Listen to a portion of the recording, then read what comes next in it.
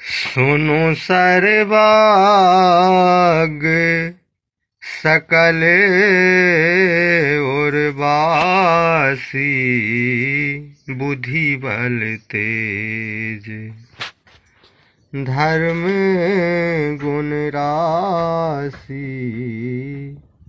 मंत्र कहूँ निज मति अनुसारा, दूत पठाए वाली कुमारा। जामवंत जी कहते हैं, हे सर्वज्ञ प्रभु, सबके हृदय में वास करने वाले, बुद्धि बल तेज धर्म और गुणों की राशि सुनिए।